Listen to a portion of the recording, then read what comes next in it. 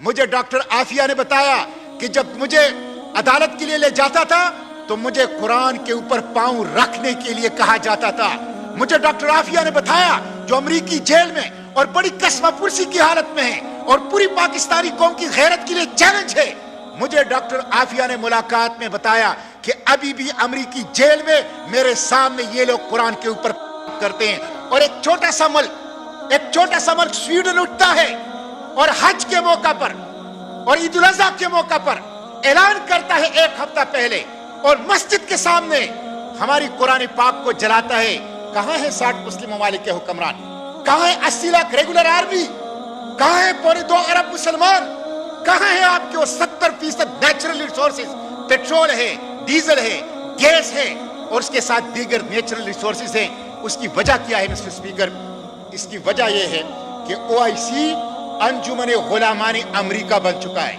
अंजुमन गुलामानी अमरीका अमरीकी गुलामों का क्लब है, जिससे किसी को खौफ नहीं है, जिससे किसी को डर नहीं है। इसलिए वो आए दिन हमारे कुरान पाक को वो जलाते हैं। मिस्टर स्पीकर, मैं यहाँ पे ये तजवीज़ करूंगा आपसे कि यहाँ पे अमरीका स्वीडन के सफीर को क्यों नहीं निकाला गया, पाकिस्तान के सफीर को क्यों नहीं बुलाया गया, स्वीडन के साथ मसनूआत और तिजारत की बाइकाट का ऐलान क्यों नहीं किया गया। अगर आप ये इक़दाम नहीं करते, अमली इक़दाम नहीं करते, तो कागज के टुकड़े रेजोल्यूशन से कोई फर्क नहीं पड़ेगा। इसलिए मैं आपको भी तजवीज़ करता हूँ, वज़ीर आज़म को भी तजवीज़ करता हूँ, हुकूमत वक्त को भी तजवीज़ करता हूँ कि वो अक़वाम मुत्तहिदा में जाएं और अक़वाम मुत्तहिदा में लेजिस्लेशन करें, अक़वाम मुत्तहिदा में कानून साजी करें कि कुरान पाक की हुर्मत को, नामूस रिसालत को, खत्म नबूवत को, शायर इस्लाम को और दीगर तमाम मज़ाहिब की एहतराम को यकीनी बनाया जाए, तमाम मुक़द्दस किताबों के एहतराम को यकीनी बनाया जाए। ये लेजिस्लेशन अक़वाम मुत्तहिदा के अंदर पाकिस्तान इनिशिएट करे, ओआईसी के प्लेटफॉर्म पे इनिशिएट करे, इंटरनेशनल कोर्ट ऑफ जस्टिस में इसके खिलाफ जाना चाहिए। ये एक संगीन जुर्म है, एक संगीन जुर्म है। इंटरनेशनल कोर्ट ऑफ जस्टिस में इसके खिलाफ जाना चाहिए। और जब तक करारदादों के पीछे अमली इक़दाम की ताकत नहीं होगी, करारदाद कागज का पुर्जा है जिसकी कोई हैसियत नहीं। अमली इक़दाम क्या है? डिप्लोमेटिक। अमली इक़दाम क्या है? Financial and trade. अमली इक़दाम क्या है? पॉलिटिकल। तो इन तीन महाजों के ऊपर, सियासी महाज के ऊपर, सफारती महाज के ऊपर और तिजारती और आलम इस्लाम पाबंदियां लगाएं, सैंक्शंस लगाएं। आलम इस्लाम 2.25 अरब इंसानों की मंडी है, उसके पास नेचुरल रिसोर्सेज है, उसकी जबरदस्त स्ट्रेटेजिक लोकेशन है। अपने बंदरगाहें बंद करें, उनके अपने मार्केट बंद करें उन लोगों के लिए जो हमारे कुरान की, हमारे पैगम्बर सल्लल्लाहु अलैहि वसल्लम की शान की और हमारे इस्लाम की शायर की हिफाजत नहीं करता। मैं अपनी बात समेटते हुए मिस्टर स्पीकर ये कहूँगा कि कल योम तक़दीस कुरान मनाया जा रहा है। अच्छी बात है, सबको, जिस तरह सलाउद्दीन साहब ने कहा है, सबको उसमें शिरकत करनी चाहिए। लेकिन सिर्फ योम तक़दीस कुरान ये नहीं है कि आप एक दिन का जलसा करें। कुरान की तक़दीस तो हमसे ये तकाजा करता है कि जिनेन और वेस्ट बैंक में इसराइल मुसलमानों को ज़बह कर रहा है। वो मेरा भाई है, कुरान ने उसे मेरा भाई करार दिया है। आप इसराइल के खिलाफ इक़दाम करें, ये योम तक़दीस कुरान का तकाजा है। योम तक़दीस कुरान का तकाजा तो ये है कि अभी मैं अमेरिका से हो आया हूँ मिस्टर स्पीकर, वहां पे डॉक्टर आफिया कौम की बेटी 20 साल से अमेरिकी जेल में है। मिस्टर स्पीकर, मुझे डॉक्टर आफिया ने बताया कि जब मुझे अदालत के लिए ले जाता था तो मुझे कुरान के ऊपर पांव रखने के लिए कहा जाता था।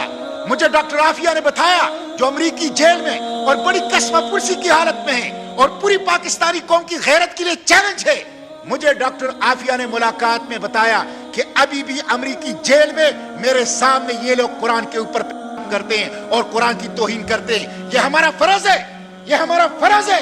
ये भी तक़दीस कुरान है कि हम पाकिस्तान से सूद का खात्मा करें।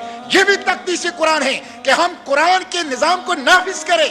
ये भी तक़दीस कुरान है कि अमेरिका और IMF की गुलामी की हथकड़ियों और जंजीरों को तोड़ दे। अगर हम ये काम नहीं कर सकते तो ना कुरान महफूज होगा, ना उम्मत मुस्लिमा महफूज होगी। इसलिए करारदाद पास करें, लेकिन उसके साथ साथ सियासी बयानबाजी से, रिटोरिक से आगे आकर खुद भी अमली इक़दाम उठाएं, अपने मुल्क के अंदर भी और OIC के सतह पर भी। और हुकूमत ने कहा कि ये एक इनफिरादी अमल है स्वीडन के एक फर्द का। جس کو عدالت نے اجازت دی ہے. میں سویڈن کی حکومت سے پوچھنا چاہتا ہوں, میں سویڈن کی عدالت سے پوچھنا چاہتا ہوں, کل کلا کوئی فرد سویڈن کے اندر سویڈن کا جھنڈا جلائے تو یہ اس کا انفرادی عمل ہوگا؟ کل کلا سویڈن کے اندر ایک شخص دوسرے شخص کے اوپر حملہ ہو, اسے زخمی کرے, قتل کرے تو یہ انفرادی عمل ہوگا؟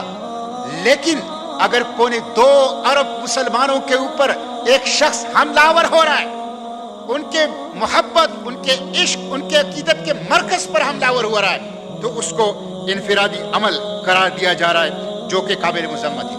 مسٹر اسپیکر, یہ اسلاموفوبیا ہے.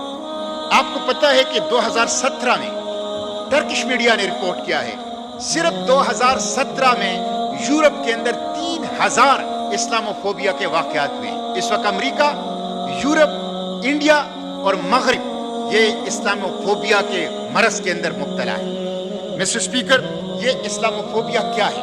اس کے 4 کمپوننٹ ہیں. نمبر 1, قرآن, ان کے نشانے پر قرآن پاک ہے.